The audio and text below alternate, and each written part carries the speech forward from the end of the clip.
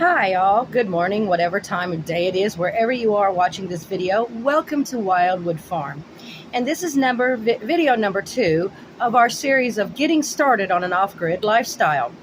The first video was about asking yourself the hard question, can you really do it, since it's such a big responsibility? The next question, once you've looked that one over and discussed it and had all the heart-to-hearts, the next question is the realities of it. So if you're interested in this video and all the rest that I'm going to have on getting started in an off-grid lifestyle, please like and subscribe to my video or follow me on Rumble.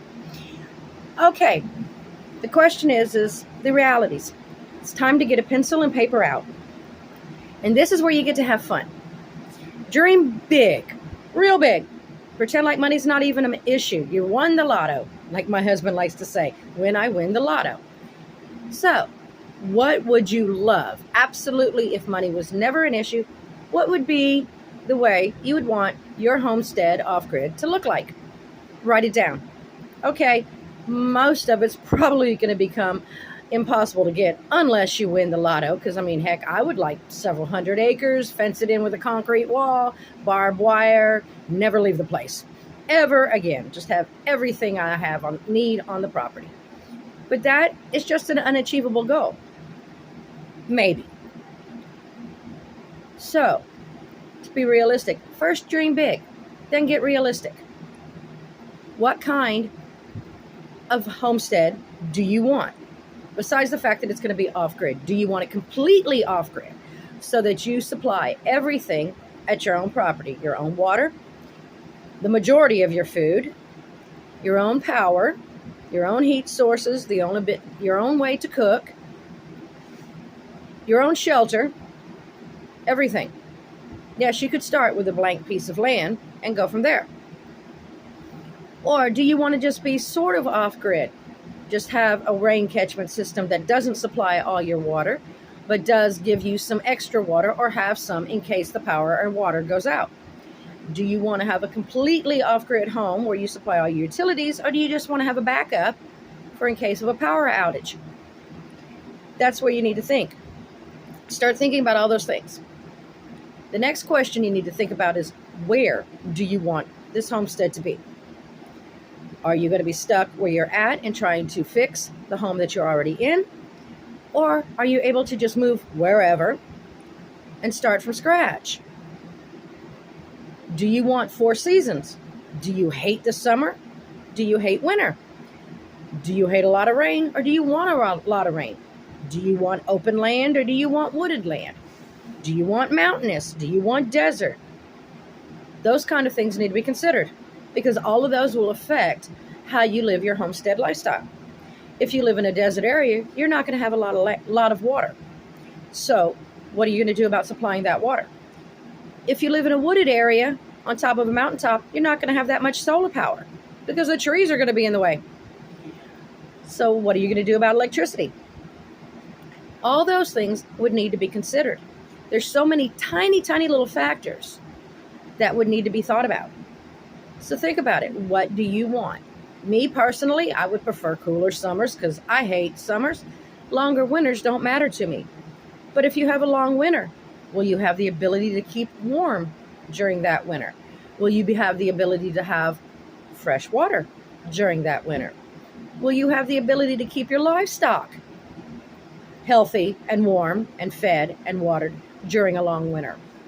So, I mean, a lot of people think, let's just move to Alaska.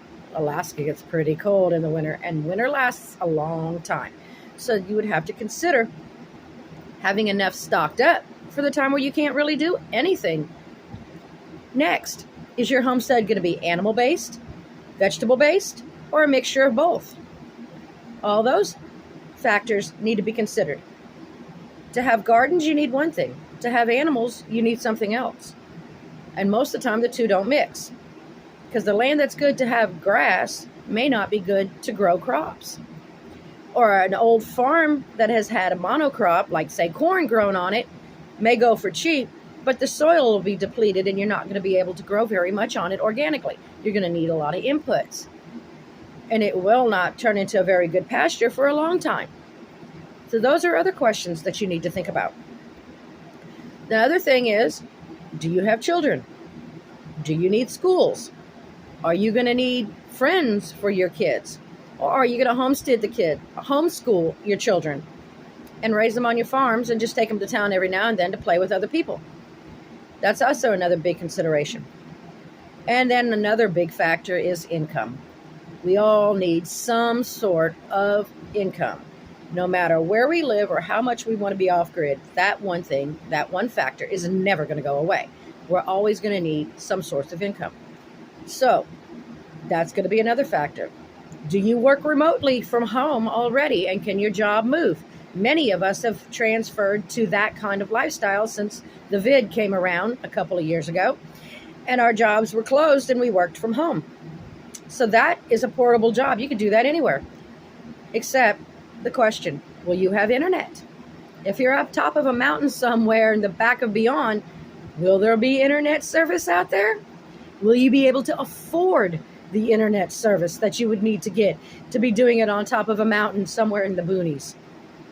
See, tiny little factors that all are going to be your responsibility when you decide to go off grid. Living in a city, everything is right there. Living on top of a mountain, it's a totally different lifestyle. And then here's another thought. So you're going to move off grid. Can your vehicle handle it? A lot of times off-grid roads are not maintained by anybody but you.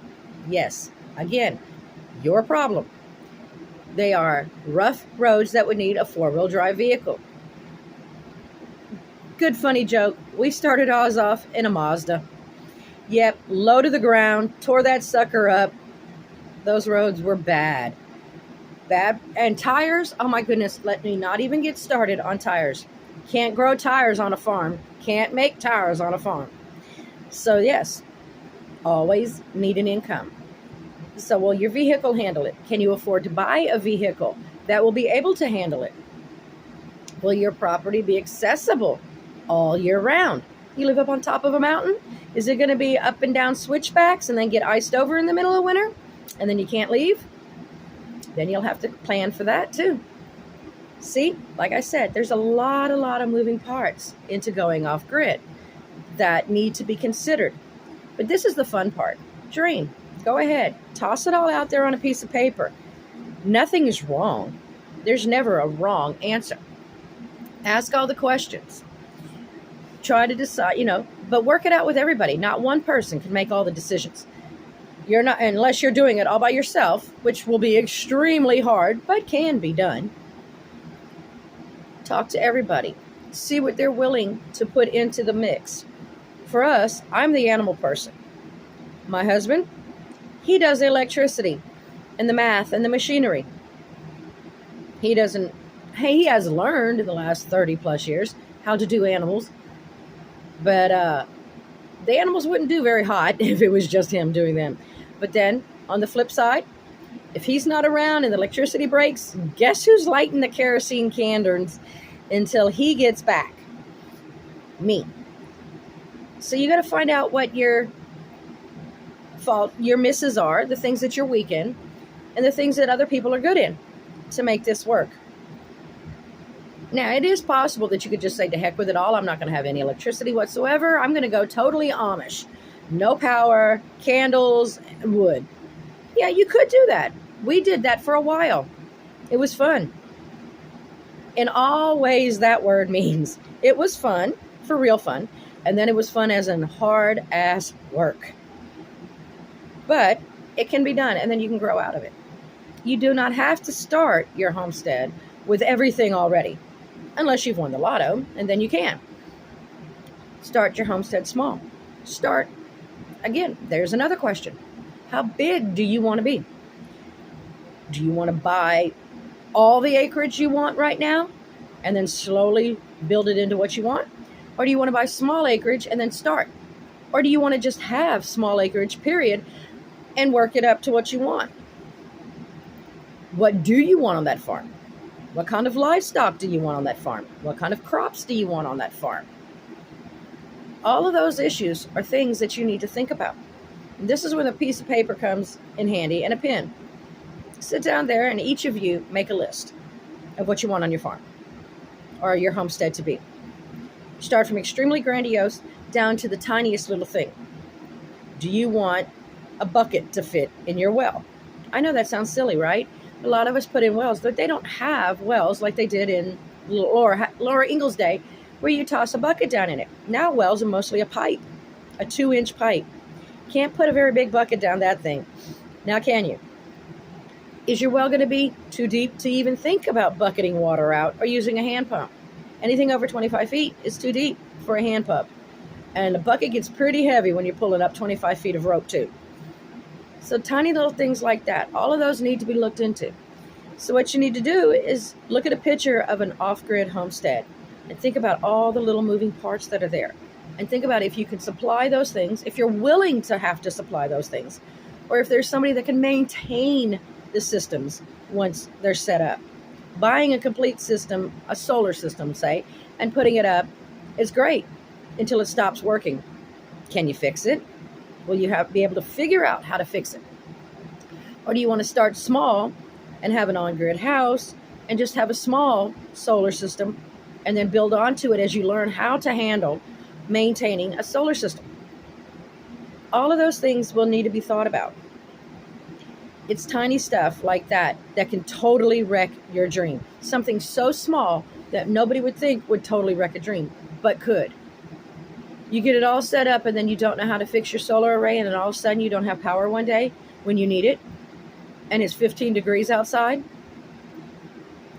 Think about that. How would you handle that kind of situation? So you need to think about the extremes. Go way off the deep end. Think about the worst things ever and plan for those. The way you do it is hope for the best, plan for the worst. And then if the worst never happens, then you're going to be good to go. So, in this video, we talked about the realities of setting up your homestead. Make a plan. Ask the questions. Write it all down. Hash it out. Look it over. Put it away for about 3 weeks and then pull it out again and look at it again. I can guarantee you other things are going to pop into your head that you didn't think of back then. Read some books about people who've lived off-grid. Find some old books.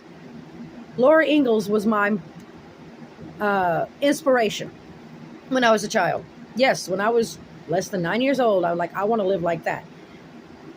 Look at Laura Ingalls' lifestyle and see if you could do that. See if you could figure out what it would take to do that. They didn't have refrigerators back then.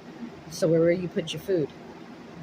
Okay, so while you're in these planning stages, make lists of things that you'll need to learn. Not all of us know how to can. I didn't know how to can 5 years ago.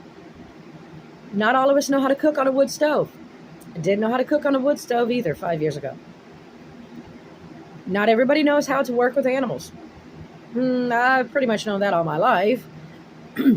But not everybody does. We don't deal with animals every day. There's so many things that are outside our realm of normal life nowadays that need to be learned that used to be 150 years ago normal skills.